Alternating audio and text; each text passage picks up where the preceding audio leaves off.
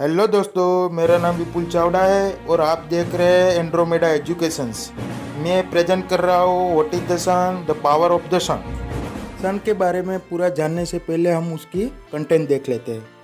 First of all, basic information of the sun, formation of the sun, the G type sequence star और yellow dwarf star, energy of the sun, nuclear fusion in its core, the life cycle of the sun. Okay friends, now we are starting basic information of the sun. After the completion of contents, I will understand you in Hindi. Let's start. The sun is at the center of the solar system. Its size is 13 lakhs times of the earth. Its diameter 14 lakhs kilometer or in miles 8 lakh 64,000. Hydrogen and helium are present gases. It has a surface temperature of 5708 Kelvin or 5504.85 centigrade. The temperature at the center is around 1.571 into 10 raised to 7 Kelvin or 1.5 crore. It is about 150 million kilometers away from the earth. Light takes about 8.5 minutes to reach the earth from the sun. Its mass is about 99.86% of the solar system. It include hydrogen 73%, helium 25% and oxygen, carbon and iron 2%. The speed of light of the sun is 3 lakh km प्रति second. Okay friends, हमारा सूर्य solar system के केंद्र में स्थित है. हमारा सूर्य का व्यास 14 लैक्स है और नासा के अनुसार 13 लाख पृथ्वी सूर्य के अंदर समा सकती है. सूर्य के तापमान के बारे में बात करते हैं तो सूर्य का सरफेस टेम्परेचर 5778 केल्विन है. सूर्य का गर्भगृह यानी कि केंद्र का तापमान 1.5 करोड़ सेल्सियस है. सूर्य के वातावरण में 3 स्तर पाए जाते हैं: फोटोस्फीयर, क्रोमोस्फीयर एंड कोरोना. हम सबको कई बार ऐसा प्रतीत होता है कि सूर्य हमसे नज़दीक है, लेकिन नासा की कैलकुलेशन के अनुसार सूर्य हमसे 115 मिलियन किलोमीटर दूर है. सूर्य के प्रकाश को पृथ्वी तक आने के लिए 8.5 मिनट का टाइम लगता है due to the high speed of light. पूरे सोलर सिस्टम में सूर्य अकेले का ही 99.86% मास है. जनरली देखा जाए तो स्टैंडर्ड लाइट की स्पीड होती है 3 लाख किलोमीटर प्रति second.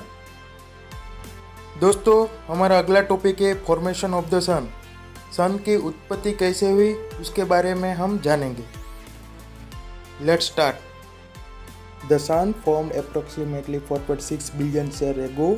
It formed from gravitational collapse of matter within of a large molecular cloud. This molecular cloud was at the center and became our solar system. The sun eventually initiated nuclear fusion in its core, a molecular cloud sometimes called a stellar nursery.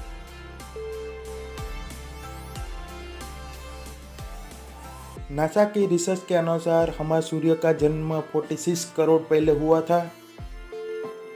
एक बड़े से molecular cloud gravity से explosion होने के कारण हमारे सूर्य की उत्पत्ति हुई और वैसे ही हमारा सोलर सिस्टम बना.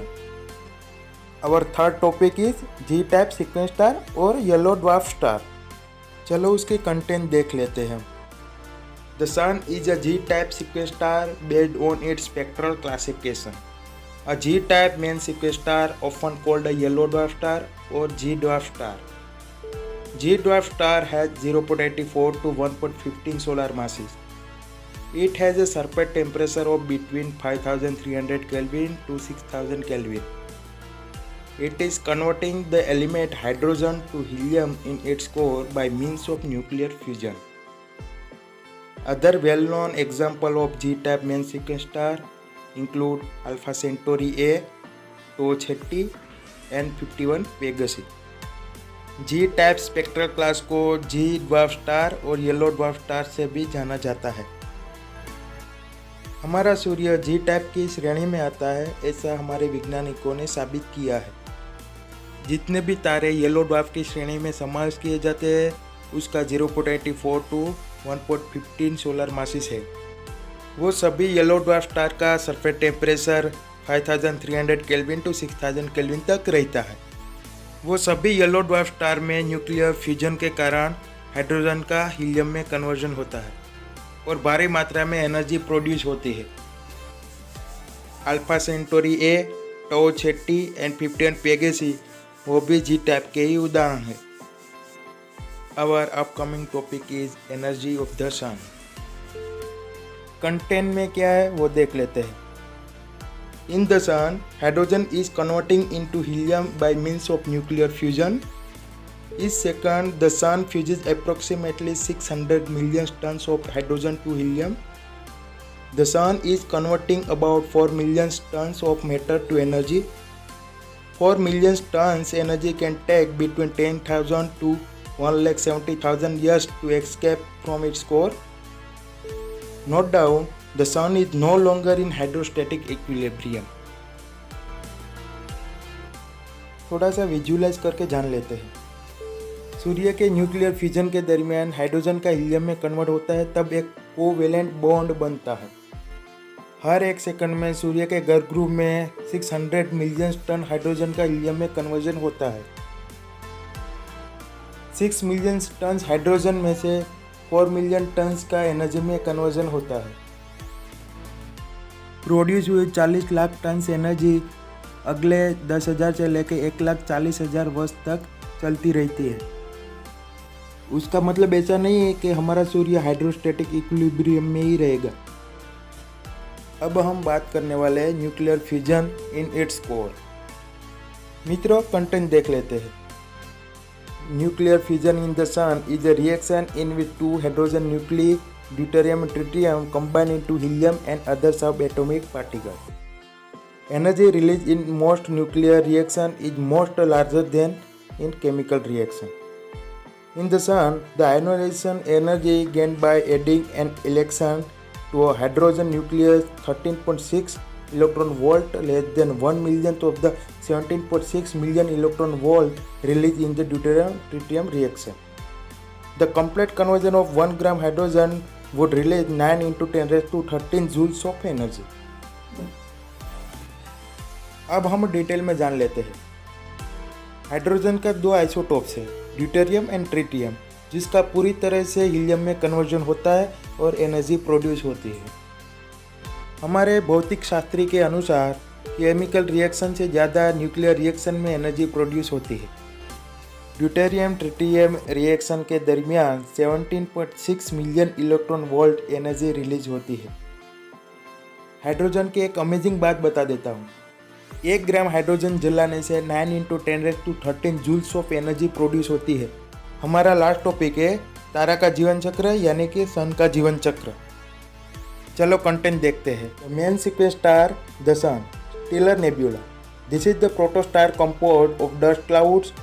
In this stage, the star is trying to achieve equilibrium between gravity, the pressure on the core, and the temperature. Average star. After achieving equilibrium, the star begins burning up its supply of hydrogen and helium through nuclear fusion. Red giant. Loss of fuel in the core result in expansions by up to 1000 times. Planetary nebula, the star has no energy left and begins losing layers and forms a complex structure. White dwarf, very dense star that is the end stage of ever-age starlight. Neutron star, remnant of supernova that ejects particles. Black hole, infinite gravity and no mass. मित्रों, कोई भी तारा की उत्पत्ति stellar nebula से ही होती है। Stellar nebula एक तारा जैसा ही दिखता है जो धूल के बड़े बड़े बादलों से बनता है।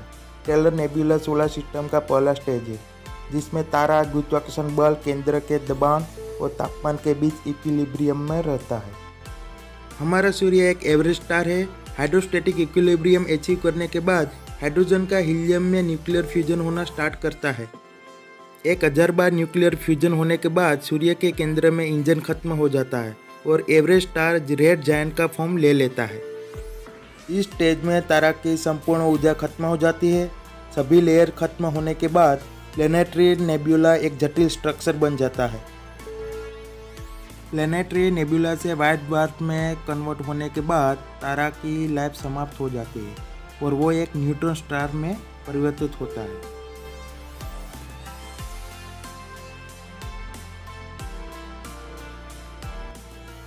न्यूट्रॉन स्टार में सुपरनोवा के कई अवशेष रह जाते हैं और उसको पार्टिकल्स के रूप में अंतरिक्ष में एक्सप्लोज करता है। स्टेलर नेबुला का लास्ट स्टेज ब्लैक होल है। ब्लैक होल में अत्यंत प्रबल गुरुत्वाकर्षण बल रहता है जो अंतरिक्ष की सभी इंटरगैलेक्टिक पार्टिकल्स को ग्रेविटी से खींचता है। ब्लैक होल का कोई मास नहीं होता। दोस्तों, यह मेरा पहला वीडियो है। आगे मैं ऐसे ही साइंस के बारे में वीडियो बनाकर ले आऊँगा। मैं आपसे एक ही एक्सपेक्टेशन रखता हूँ, प्लीज़ मेरा चैनल एंड्रोमेडा एजुकेशंस को सब्सक्राइब कीजिए। अच्छा लगे तो लाइक एंड शेयर करना मत भूलिएगा। आपकी फीडबैक मुझे ज़रूर बताना। चलो दोस्तों, फिर मिलते हैं।